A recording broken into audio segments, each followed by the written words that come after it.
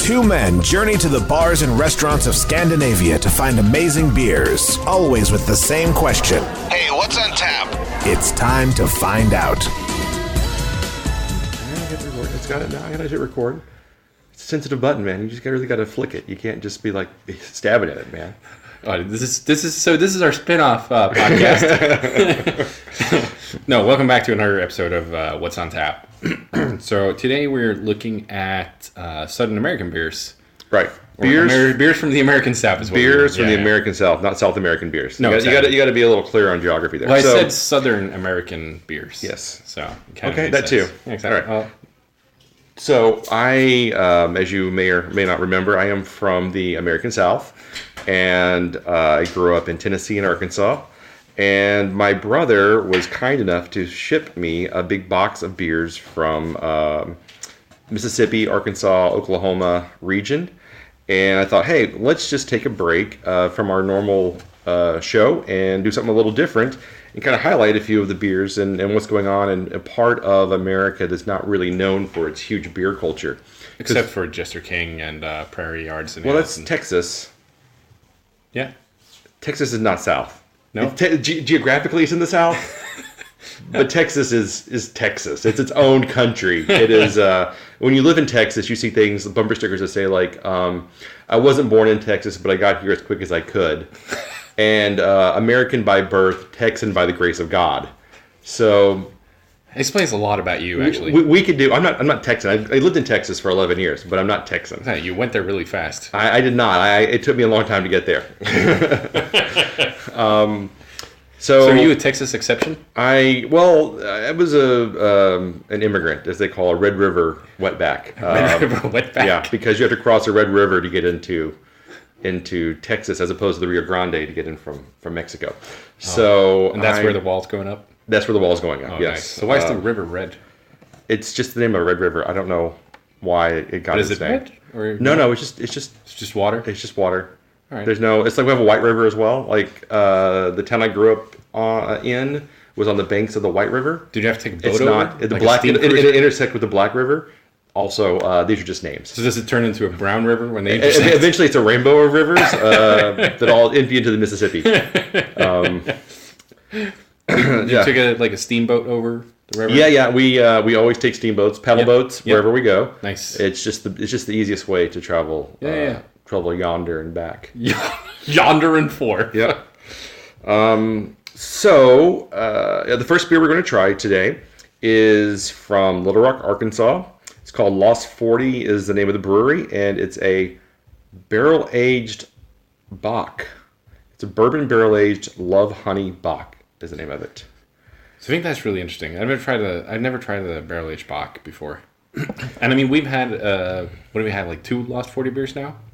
We haven't reviewed them on the show, but yeah, no, exactly. We tried them. We tried them. And all of the ones we've tried have been absolutely excellent so far. They were really, really good. So I'm looking forward to. When my brother sent me this, I was like, "Oh, we have to do this on the show somehow." And so, man, your feet are nasty. Well, I just started cramping up. Might try cutting those toenails. Is all I'm saying. So, really looking forward to this. It looks like a really light Bock. I'm surprised by the color. It's really light in color. Usually Bocks are much darker, almost black or like a brown ale. And also from the barrel aging, it would have picked up some from the barrel. Yeah, but this is looks like your standard Bock. Kind of coppery in color. Should get a picture of this at some point. Oh, we should, yeah. Might as well do it now. Well, you get your camera. I'm recording. Oh, true. That makes and while you're doing that, it smells really nice. It's got a bit of the bourbon barrel aging, but it's not overpoweringly boozy like you get sometimes. Oh, nice. That actually does incorporate the bourbon barrel a lot. Nice. Yeah, it's got a very woody, a lot nice. You are really working on your words today. And it's only 7% alcohol by volume. So, cheers. It smells really good. I don't get much honey, but well, maybe it'll be in the flavor. I like that. That is actually really smooth. It's extremely smooth. It actually almost kind of tastes like a whiskey. Yeah. Like normally when you get the bourbon-y, like a bourbon. Yeah, it tastes it tastes kind of like, no, I think it actually tastes more like a Jameson or something with a little water in it. It's kind of like a watered down version of a Jameson or something. Like the honey Jim Beam. Yeah, because you get that whiskey bourbon-y complexity to it, but it's rounded and mellow, and it's really, really smooth. Mm-hmm. And it's just really low carbonation on it. Yeah, there's like zero carbonation hardly. I mean, even when you swirl it in the glass, it agitated a little bit. Agitated, yeah, as you want to say. Oh, you love that word. Yeah, because you're an agitator, so it's usually the way I describe you. There goes Matthias agitating again. Oh shit! I gotta take this. Probably our food. A little pause here. What's that? Yeah, sure. Okay, so what else do you think about this beer? I enjoy it. You enjoy it? It's verbose as always. Yep. I really, really enjoy it. Yeah. No, but I get a little bit of honey too. There's a little sweetness on there. A little. Yeah. No, I agree with your sentiments about it tasting like whiskey, or like bourbon, actually. Yeah. But yeah, like we said, like a Jim Beam honey kind of watered down ish. Yeah, I mean, because normally when you taste a honey or a barrel aged something, the whiskey isn't I mean, it's usually there, but there's always a lot of other things going on. And I think because the honey and the sweetness of a Bock and the maltiness of it, it blends well with the barrel aging. So it actually just creates this overall like enjoyable experience. Yeah, I mean, more of a whiskey drinking similarities than say a barrel aged flavored beer. Yeah. No, I agree. I agree. All right. So, right. What would you give this one? Well, I mean, compared to, because we had a really good stout from Lost 40, like a couple of weeks or a couple of months back. Yeah, it was right after I got back from the States, so exactly, it would have been like December, January. Yeah, like second week of January or something like that. I mean, this is not as exciting as that, so no, it's not going to get as high marks. But I think we gave that one like a 4.5 or 4.25 or something like that. It was really, really good. But I mean, I think that was the 99. Was what it was called? Yeah, I think so. Yeah, something like that. It was really good. So if you get basically any Lost 40 so far that we've tried has been really nice, like we said before. But I mean, it's like a solid like 3.5, 3.75. Yeah. All right. That's about what I would give it as well. Yeah. The 3.75. I have another beer from them. It's a double, Belgian double, I believe. Mm-hmm. I'm looking forward to that. And if you want, I can save that as well. We can drink it some other time. Sure. Or I can just drink it on my own to tell you how good it was later. Well. All right. So moving on, continuing our southern theme, we're now moving from Arkansas to Mississippi, where I actually also lived for a couple of years. Of course you did. So next year you're going to tell me that you lived at the Ferd Beers location as well. I did not. Oh, I visited it once. I visited Oklahoma a couple times, but never lived there. You made sure to send a lot of pictures from there. Well, I really enjoyed going to the American Solera As you Berg. should. It was their tap room. It was really, really nice. But yeah, this is Mother's Brewing. And Mother's is out of Springfield, Missouri. I'm sorry, it's not Mississippi. This is out of Springfield, Missouri. Springfield, Missouri is where Chanter's from. Oh, really? Yeah, and I did live in Missouri as well, and in Springfield. For some reason I was thinking... is that the Springfield that Simpsons is based out of? No. That's a different Springfield? Yeah. There's something like 12 different Springfields in the U.S. U.S. Yes, I've heard. And there's like this huge research into which Springfield is the Simpsons Springfield, right? I think it's like one in like Michigan or something, but I could be wrong on that one. So anyway, this was Missouri? This is Missouri. This is from the Ozark region of Missouri, so very southern Missouri. And this is the MILF Imperial Stout. It is an 11% alcohol by volume, 50 IBUs. And it is brewed with cocoa nibs and raisins and then lovingly aged in rum, sherry, bourbon, brandy, and whiskey barrels. Wow. Coconut and raisin sounds good. Yeah, it does. And it's a lot of... It's our two favorite things. There's a lot of agings. Cocoa nibs and raisins? Or I thought you said coconut. Coconut? No. Cocoa nibs. All right. And this is what you would expect. Super black. A little bit of a creamy head on top, which is kind of nice. This smells very boozy. Yeah. Where the barrel aged, the Love Honey Bock, I think, even though it smelled like whiskey, it didn't smell boozy. No, you know what I'm this saying? just smells boozy. Yeah.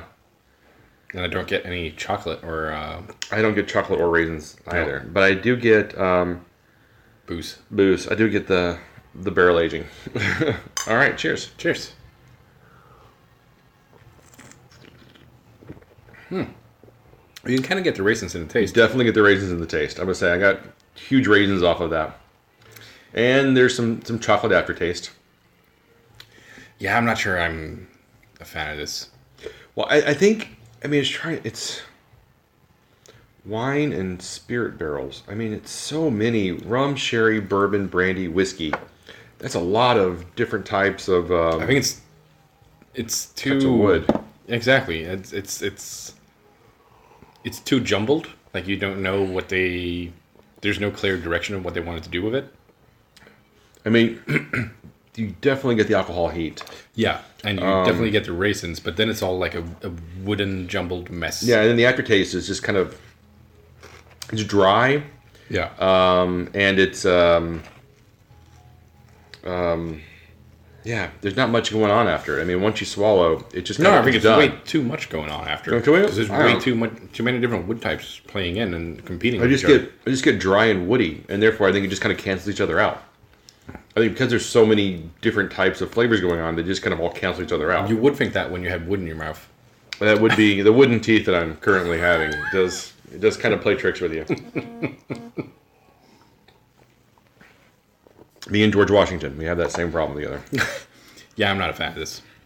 Yeah, I can't say that I'm. This has gotten really high reviews, and I don't know. I don't see why. Yeah, I don't get that either. They recommend trying it with something sweet like a panna cotta, a raspberry tart, a creme brulee, or a chocolate souffle. Oh yeah, I'll just go and whip up a creme would you go get? I could really use a raspberry tart right now. Just jump on that, and then we'll revisit this. This is the end result of complex and elegant companion that's not ripe elegant. for carefree nights of privilege and excess. Definitely not elegant. It's a jumbled mess is what it is. I can't say that I really am thrilled with this one either. Nope. Let's just go ahead and get a photo of that while we wrap this up. What would you give this? Like a 2.25? 2.25, 2.5? Yeah, no, I can see that. It's 'Cause it's just not. I don't think it's a good beer. Yeah, no, I'm gonna go 2.5 on this one as well. Yeah. I expected better from it, and word of mouth and the reviews I've read were really hyping me up and exciting me about this. But I just got to say that I am not a fan. Yeah, I'm not loving this. Nope. Oh well. Definitely not. But we shall be moving on to something that we're quite confident that we're going to love, because we both love this brewery. Yep. And our last one is Prairie Artisan from Krebs, Oklahoma. Yep. They used to be in Tulsa, but they've moved to Krebs now. I did it. Mm-hmm. And Did not know that. This is the Barrel-aged Bible Belt, which is a collaboration with Evil Twin Brewing. I loved the regular Bible Belt when that came out. Oh wow, there is zero head on this. This reminds me of a head coming up. This kind of reminds me of Omnipolo. Just black tar, motor oil. Motor oil. Motor oil. Motor oil. Motor oil. Motor oil. And it's an Imperial Stout brewed with spices and aged in whiskey barrels. And we both quite enjoyed the Bible Belt. We had it at Himmeriet. Yeah, we did. In Copenhagen a few weeks ago. And this is really ashy. Yeah, I would say this just smells dry, just like chili, right off the nose. I don't get the barrel aged so much. What are you thinking? Well, all right. So, I think they actually contract brew some of their stuff at Krebs Brewing Company. No, Krebs is where they're based out of. Krebs is where they're. Yeah. They probably. It's brewed and bottled by Krebs Brewing Company. Right. They probably incorporated themselves under that. All right. Because it's Prairie Artisan Krebs. Yeah. All right. Well, it smells amazing. Yep, it does. All right. Cheers. It's cold. Man, that is rich. Oh yeah. That is. Whereas the milk was a little thin in the mouthfeel. I mean, this just embraces your mouth and wraps your tongue around its flavors. It does. I mean, it is a intense, strong flavor. Taking pictures. I can't remember what the spices were in this. Yeah, I'm not thrilled with just generic spices. I want to know what they did. No, exactly. And I know that on the regular Bible Belt, they actually wrote out all the spices they used. Let me just have a quick look at this. Because I think it was cocoa and... Obviously cocoa. Cinnamon? I don't get as much cinnamon off this. I think the regular Bible Belt had a huge cinnamon flavor. Whereas this doesn't have like really any cinnamon at all. If anything, this is a much more muted version of that. I think the chocolate comes out a lot more. You don't really get much cinnamon at all. Well, I might be wrong on cinnamon, so hold on. I kind of remember the other Bible Belt being cinnamony. It's coffee, vanilla, chilies, and cacao nibs. Cacao nibs. So the coffee is probably what gives us the really like ashy roasted, like coffee sump. Oh, it was the Abraxas that we had. Yeah, that was huge cinnamon. That's what I'm thinking of. Yes. Like something we had recently was just a huge cinnamon bomb. And I thought it was a Bible Belt, but it was the Abraxas that was just overwhelmingly cinnamony. Yep. But this is a big beer. 12% is not messing around. 13%. Jeez Louise. Yeah. That's what's 12 fluid ounces, 13% alcohol by volume. Oh, nice. They're right by each other, so I always clue in on the first one I see. No idea what those are. 12 fluid ounces. It's this bottle. Oh, nice. 33 centiliters. So it's a 355? Yep. Yeah. No, it's 330. No, that's a 355. All right. That's also a 355. All right. Well, anyway, the MILF and the Lost 40 are not available outside of probably the region, the tri-state area, which would be Arkansas, Oklahoma, and Missouri. But the barrel-aged Bible Belt you can find. The barrel-aged Bible Belt you can find online at, I think maybe Kiosk has it. Kiosk would have it. Box Beers probably had it at one point. Beer Gym and those. Yeah. So you can find that one online and pretty readily available in the region. Yeah. If you go to Kiosk, I think maybe they have it as well. Well, you just said. I mean the web shop, but I mean if you go to the store itself, I think the store itself has it. Yeah, because sometimes the stuff on the shelves in the store is not on the web shop. You're right. That's what I'm trying. That was my point. That's what you're getting at. Yeah, exactly. Yeah. Good on you. That's what I'm here for. All right. So what would you? We haven't reviewed this yet. I'll go first on this one. I really like this. I think I'm gonna go 4.25. 4.25. Yeah. I'm also up there by like a. It's right, 4.25. I like it. It's not blowing me away.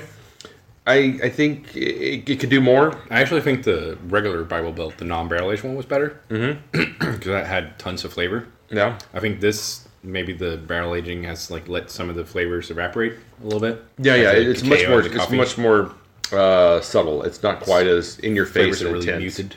Well, I mean, I think maybe if this ages a little bit more, it'll be.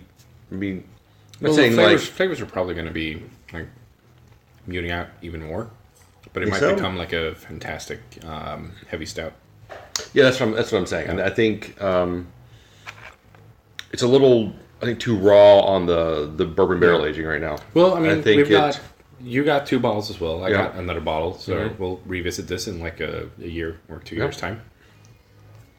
Yeah, definitely. No. All right. That's our episode this week. Concludes our Southern Beer episode. Beers from the American South episode. Yep. And I had a lot of fun doing this. I hope that we can do this again. Maybe we... hey, you were a right little bundle of joy right there. I was.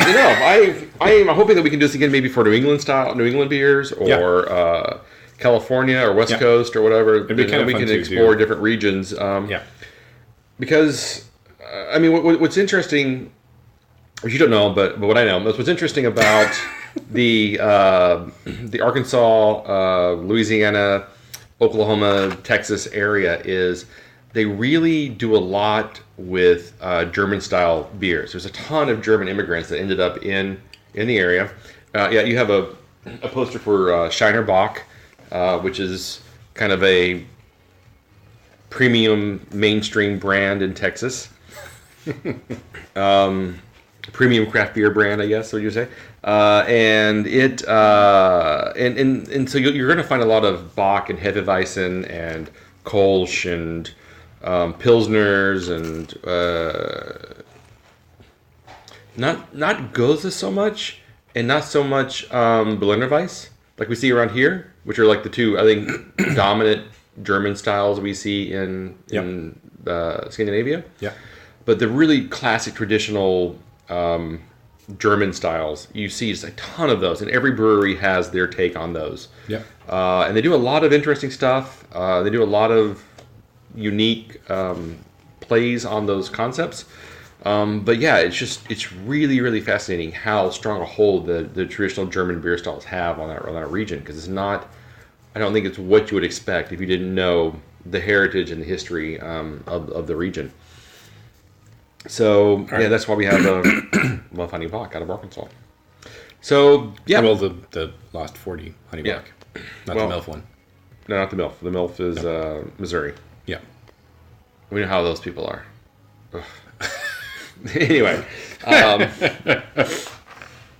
check us out online. what'sontappodcast.com, Instagram, Facebook, Stitcher, iTunes.